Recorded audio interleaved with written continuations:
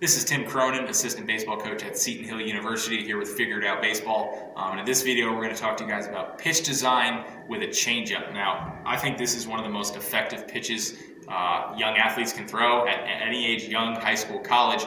This is an absolute game changer for some pitchers. Guys who have a go-to reliable changeup tends to complement their fastball, and honestly, I think it makes the rest of their repertoire that much better. There is a ton of ways to go about gripping a changeup. I know the old school way was kind of just a palm ball and get your hand around it as much as you can. The more fingers we put on the baseball, the more friction that will imply on the ball when it comes out of our hand, and the more friction we have, the slower the ball will come out. So that's kind of why the palm ball became effective. I think earlier is just because you want as much of your hand on the ball as you can. Nowadays we see a lot of guys throwing circle changes, which is simply, you get the name circle change from, you put your thumb and your index finger together right here and you form a circle. That's where the circle change comes from. Also, what can be very common is a split change, almost like the Vulcan change. You can put your fingers like this. Again, there's no right or wrong way to do it. That's the split change. And then also, along the same lines of in my opinion, a changeup, you can go with a true splitter. It's called a split finger fastball, but it comes off significantly slower than a fastball. So whatever grip is comfortable. If you have a guy that's just starting with a changeup, you can tell him to just put his hand around it. I think a good way to look at it, and something that's worked a lot for me, is kids tend to throw a fastball relatively easily. And when they throw a two-seam fastball, they throw with their fingers along the seams like this. A good thing to tell them with a changeup is simply throw a two-seam fastball, but instead of these two fingers, you want to use these two fingers.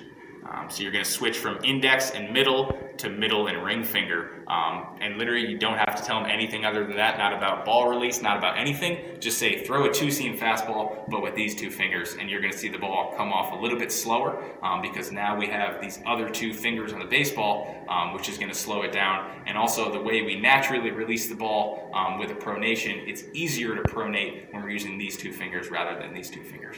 So that's something that's worked a lot for me. If you have someone that throws a circle change, a great cue to tell them would simply be throw the circle at the catcher. So they're taking it out of their glove and you want them to throw this part of the ball right at the catcher. A big thing with the changeup is pronation and getting the ball out front. Pronation is simply just turning the ball over this way. A lot of people think that's bad for the arm. That's the way the arm naturally unwinds. That's the way the ball comes out of our hand. Even when we throw curveballs at the end, we actually throw a curveball and then our hand pronates at the end. So with a changeup, we really want to focus on pronating and turning the ball over. Another thing you can tell your athletes is simply just throw the inside part of the ball. If you're looking at the ball from here, you're gripping this way, this would be the outside, this would be the inside. So simply tell them just throw the inside part of the baseball at the catcher. A huge thing with the changeup is letting the grip do the work. So you want to throw with fastball arm speed, with a fastball mentality. Hitters can see all day if you get to a certain point and then you start slowing up your delivery. Effective changeups are ones that are thrown with fastball arm speed, with fastball intent, and then simply just letting the grip do the work. There's also some talk about four-seam changeups and two-seam changeups. A two-seam, think of it just like a fastball. A two-seam changeup would be a changeup along these seams, and a four-seam changeup would be a changeup along these seams. There's certainly validity to, if you throw a four-seam fastball, you should throw a four-seam changeup. If you throw a two-seam fastball, you should throw a two-seam changeup. I don't really have a preference. I think guys have an easier time grasping the two-seam changeup for whatever reason. And I think even at the big league level, a lot of those guys who do throw four-seam fastballs and changeups, they throw a true four-seam fastball, but they do throw the two-seam changeup. At the big league level, that's something they might be able to see. At the high school level, or even the college level, I don't know if that's something that hitters can pick up immediately. But just whatever is comfortable for your athletes, I think the big thing is find a grip that's comfortable and then throw it with fastball intent and fastball arm speed. And more than any other pitch that a pitcher throws, this is a field pitch. This is something that comes and goes. This isn't a pitch that you can pretty much just throw for the first time and you all of a sudden have a great changeup. It's something that guys have to throw often. Here in our daily catch play, they throw changeups every single day just to get a feel for it. And even guys who have a great changeup go through some days where they just don't have a good feel for that pitch. It doesn't feel right coming off the hands, and they're just not releasing it well. So I think throwing it often is the best way to throw a good changeup. And in terms of the movement, in terms of what we want to see, most of the time we want to see arm side run. So if we're a righty, we want to see the ball move this way. If we're a lefty, we want to see the ball move this way. There's some guys that throw cut changeups, which is where we would move more to the glove side. Some guys at the big league level do this. I think that's tough.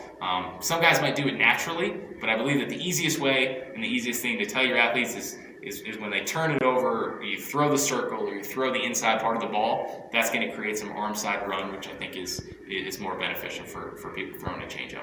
In terms of speed differential between changeups and fastballs, I don't think there's one number. There's some guys that throw harder changeups that's anywhere from maybe 6 to 10 miles an hour slower. And there's other guys that throw changeups that might even be 10 to 14 miles an hour slower. I would say 10 miles an hour in that general range, maybe between 8 and 12. Ideally, if you're teaching someone to throw a changeup, that's the best place to start. The harder the changeup gets and the closer it gets to a fastball, it almost turns into more of a two-seam fastball. I know it's a changeup, but ideally they have the same type of movement. So if it's too hard, it plays more like a two-seam, and if it's too soft, hitters will obviously be able to recognize that. So I would say somewhere in the 8 to 12 range is a good starting point for differential between fastball and changeup. This is Tim Cronin from Seton Hill Baseball. This was our video on pitch design with changeups. You can check out any of my other videos, pitch design with both types of fastballs, 4-seam and 2-seam, as well as curveball and sliders as well.